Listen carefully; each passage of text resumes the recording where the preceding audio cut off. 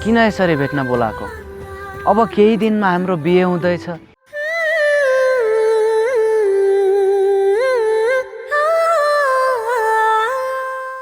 अनि हामी सधैँभरि सँगै भइहाल्छौँ। हामी कि एकछिन पनि छुट्टिएर बस्न सकेनौँ। पिर नगर, यस्तो म तिमीलाई कदापि हुन दिने छैन।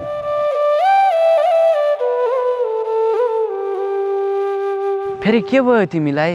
भेट्न पनि खोज्छौ अनि बोल्न पनि खोज्दैनौ। शिव, मलाई माफ गरिदिनु।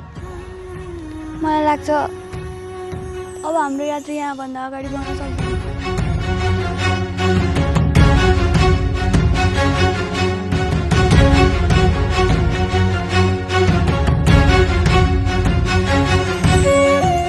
तिमी होसमा त छौ? अबको 5 दिनपछि हाम्रो बिहे हुँदैछ अनि अहिले आएर यस्तो कुरा गर्दैछौ? हेर पार्वती, यो कुनै बच्चाको खेल होइन।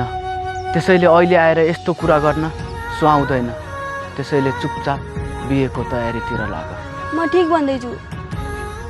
मैले यो समयमा आएर तपाईँलाई धोका दिने मेरो कुनै पनि स्वार्थ होइन। तर परिस्थिति यस्तो आइलाग्यो, त्यसैले मैले बिहे नगर्ने निर्णय लगेँ। सक्नुहुन्छ भने मलाई माफ गरिदिनु।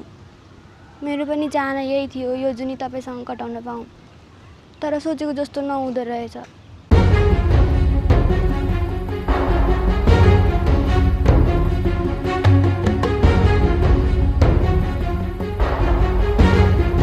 कतिपय समयमा सँगै हिँडेका सहयात्रीले बीच बाटोमा अँध्यारो देखेपछि साथ छोड्नुपर्ने रहेछ।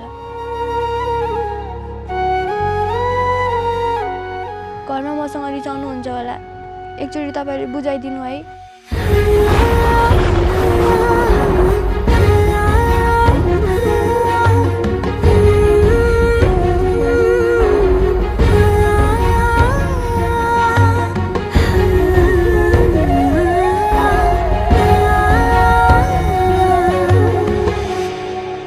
मैले सोचेको भन्दा केही फरक कुरा गर्यौ तिमीले। ठिकै छ, तिमीलाई त्यस्तो के बाध्य आइपरेर यस्तो कुरा गर्न पुग्यौ त्यो त म जान्दिनँ। तर केही मिठा सपना देख्दै गर्दा तिमीले बिउजाइदियौ। म त्यसमा पनि कुनै गुनासो गर्दिनँ। मैले सोचेको थिएँ यो मनैको दरबारमा सजाउँछु। तिम्रा लागि यो मनमा हजारौँ सपनाहरू सजाएको थिएँ। तर दरबार जस्तो यो मनलाई एक कम्पनमा छोडिदियौ।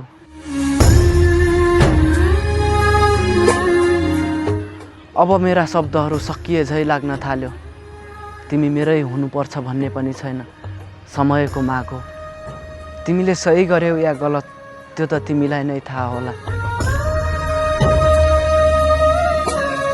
हामीले बाचा त कहिले पनि गरेनौ, तर मनको मन्दिरमा तिमीलाई सजाउन खोज्दै थिए। हुन त हाम्रो विगतले गर्दा पनि होला तिमी बदलिन खोजेको। ठिकै छ, तिमी जे चाहन्छौ, जस्तो चाहन्छौ त्यस्तै हुन्छ। खुसी हुनु म पनि सक्दो कोसिस गरौँ। अनि एउटा कुरा याद राख, मलाई जस्तै अरूलाई आशा नदेखाउनु। बाई।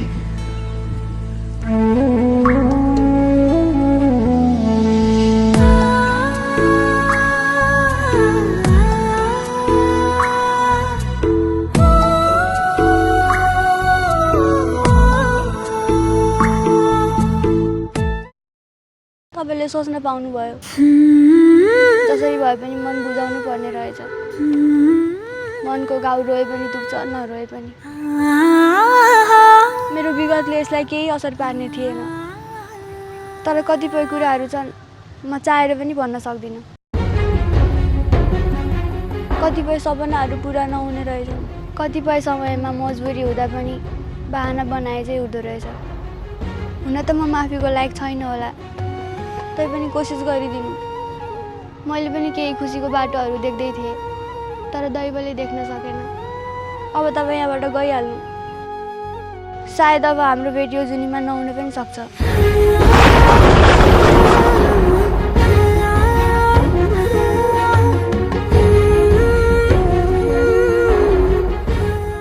मैले तपाईँलाई धोका दिएको भनेर कहिले पनि मनमा नराख्नु है।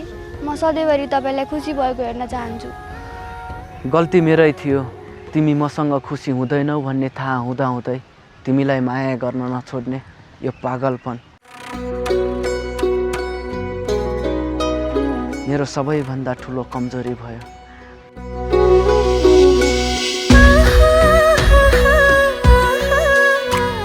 मेरो माया स्वार्थी थियो होला, तर तिम्रो खुसी नै मेरो खुसी हो बनाउने सोचमा मैले मेरो भावना तिमी माथि थुपार्न खोजेँ।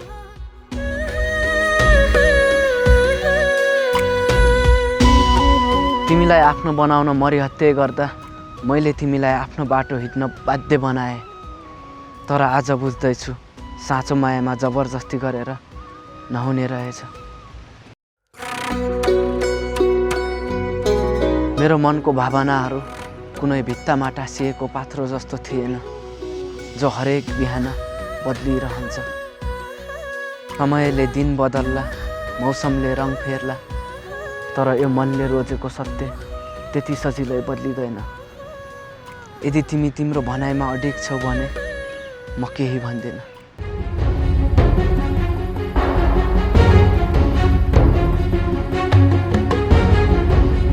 तपाईँलाई भन्न सक्ने मेरो कुनै शब्दहरू छैनन्। कुनै दिन याद आयो भने पाना पल्टाएर हेर्नु।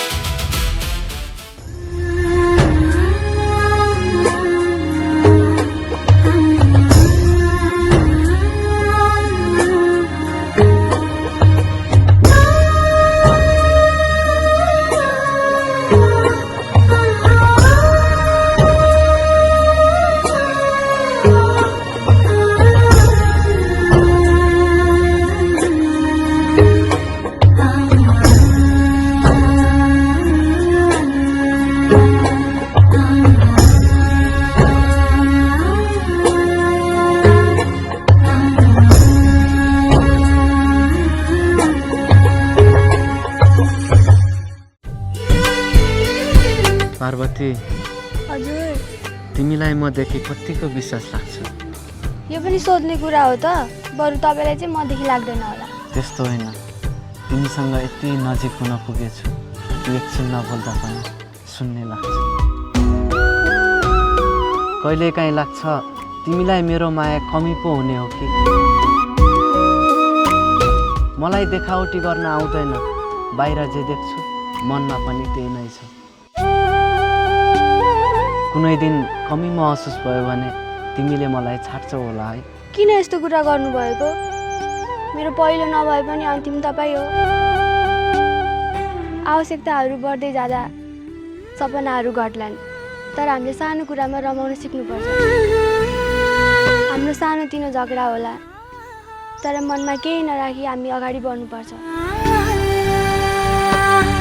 चाहे जस्तो सुकै परिस्थिति आए पनि मेरो अन्तिम सास र उन्जेल तपाईँको साथ दिने बाचा गर्छु।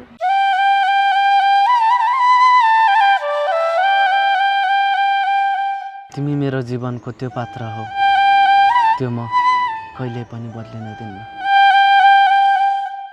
तिमी मेरो मनको दैलोभित्र यसरी बसिदियौ जो म चाहेर कहिले पनि निकाल्न सक्दिनँ। मलाई तिमीले बुझिदियौ भने मात्र संसार जित्ने आँट राख्छु। साथ त दिन्छौ नि?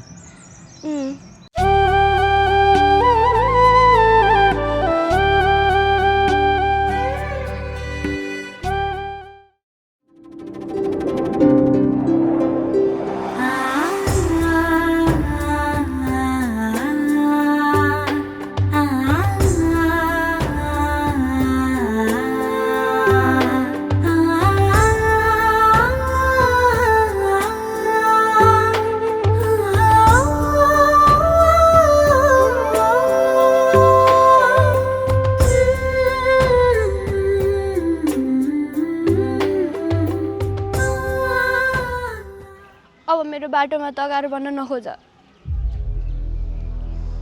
मलाई यतिले पुग्यो। जति तिम्रो लागि मेरो मन रोएको छ त्यति नै तिमीलाई पनि रोउने छु।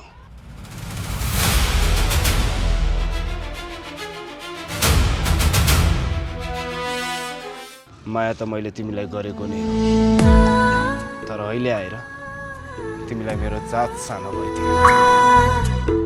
म तिम्रो लागि एउटा समय कटाउने बहाना थियो होला, तर मैले तिमीलाई मेरो सर्वस्व ठानेको थिएँ। के गरिबले चाहिँ माया गर्नु हुँदैन र? भन्छन् मायामा केही पनि हेरिँदैन, न जात न धर्म, केही पनि हेरिँदैन। तर तिमीले सबै हेर। मैले कसैको मन जित्न सकिनँ। मैले तिमीलाई मनैदेखि माया गर्थेँ, तर तिमीले अरू कसैसँग बिहे गर्ने कसरी सोच्यौ?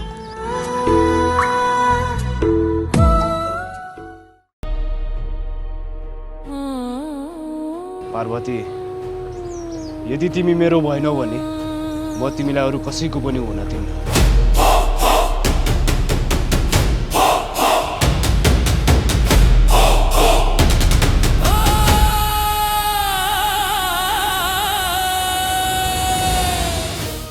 तिमीले गलत बुझ्यौ। तिमीले सोचेको जस्तो म भइदिएको भए सायद कहिले तिमीसँग नजिक हुने थिएन होला। म एउटा नारी हो, मैले घर परिवार समाजको लागि बाँच्नुपर्छ। विगतमा हाम्रो सम्बन्ध जस्तो भए पनि त्यसले पहिलेको जस्तो बनाउन सकिँदैन। गल्ती हामी दुवैको थियो होला, त्यसैले हाम्रो सम्बन्ध अगाडि बढाउन सकिएन।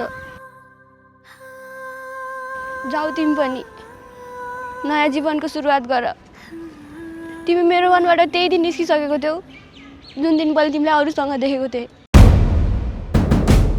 मैले पनि तिम्रो लागि केही सपनाहरू सँगालेकी थिएँ, तर तिमीले नै त्यसलाई राख्न दिएनौ। कुनै दिन तिमीले पनि मलाई बिच बाटोमा छोडिदिएका थियौ, तर मैले कहिले बदला लिन खोजिनँ। म बिस्तारै तिमीसँगका यादहरू बिर्सिन खोज्दै थिएँ, तर तिमीले रोकिदियौ। अब म तिमीलाई जीवनभर माफ गर्न सक्दिनँ। आजदेखि तिम्रो यो अनुहार म नचाहेर पनि याद गर्दिनँ। तिमी यहाँबाट गइहाल। अहिले आएर पनि तिम्रो नजरमा म नै गलत भयो होइन? यदि तिम्रो नजरमा घृणाको योग्य ठहरिएको छु भने यसमा मलाई कुनै आपत्ति छैन, किनभने सबैको मनमा सम्मान भावना हुँदैन। मैले तिम्रो हृदयमा स्थान नपाउने भाग्य लिएर आएको रहेछु, त्यसैले आज तिम्रो नजरमा दोषी देखिए। तर यो पनि सत्य हो, तिम्रो प्रत्येक घृणाभित्र पनि तिम्रो यादको अंश महसुस गर्छु। हेर पार्वती, यी सबै बहाना भइदियो। हिजो पनि मेरो मनमा तिमी थियौ र आज पनि। हिजो तिमी मदेखि टाढा हुने बहाना खोज्दै थियौ अनि म नजिक हुने। जुन दिन तिमीले मसँग छुटिने निर्णय गर्यौ त्यो दिनदेखि मैले आफूलाई सम्हाल्न सकिरहेको छैन। तिमी विरुद्ध मेरो गुनासोहरू थुप्रै छन्। कसैले देख्न नसकेको चोट, मनभित्र थुप्रिएका पीडा अनि बोल्न नसकेका वाक्यहरू, ती सबै तिमीले जन्माएको। तर यथार्थ के हो? मायाले तर्क नहेर्ने रहेछ। मलाई तिमी जस्तो होइन, तिमी नै चाहिएको। त्यसैले यो सब गर्नु परेको। थाहा छैन तिमी मसँग कति खुसी हुन्छौ, तर कोसिस गर्नेछु। हामी बिहे गरौँ न। यो असम्भव छ। तिमीले कहिले पनि म खुसी भएको हेर्न चाहेनौ। अब यो जुनी त के, 1000 जुनीमा पनि हाम्रो भेट भएछ भने हामी एकअर्काको अपरिचित नै हुनेछौँ। तिमीले सोचेको पुरा भयो। अब हाम्रो यादहरूसँगै फोटो पनि जलाइदिनु। सक्दिनँ म। त्यसो भए गुड बाई। म आजसम्म वचनमा हारेको छैन। यदि तिमी मेरो भएनौ भने म कसैको पनि हुन दिन्न। याद राख।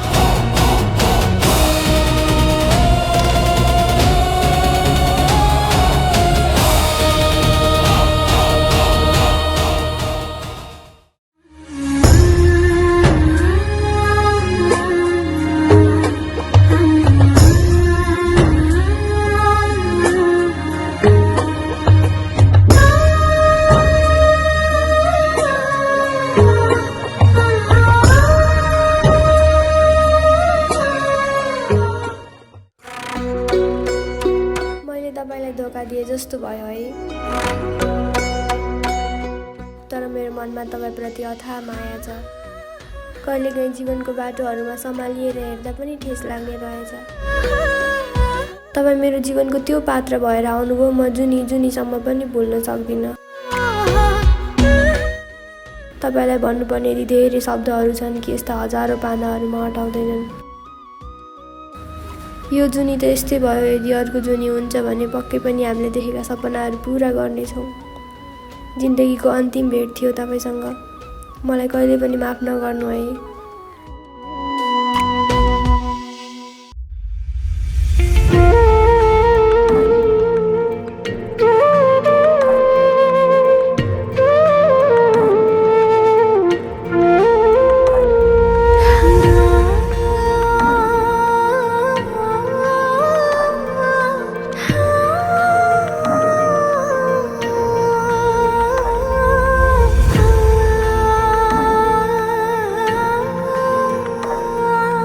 पापिनी पपन लागो छड़ी गए नी।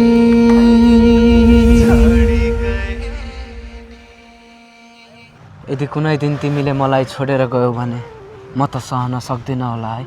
किन यस्तो कुरा गरेको? म यस्तो गर्छु होला त? खै,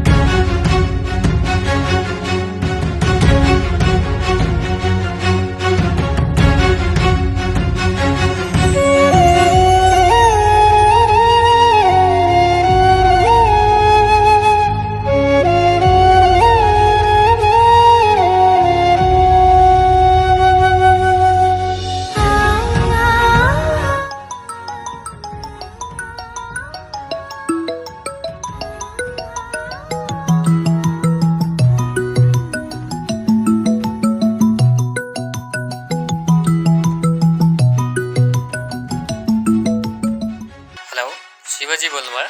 यहाँ एकजना महिलाको लास भेटिएको छ, तपाईँ तुरुन्त यहाँ आउनु पर्यो।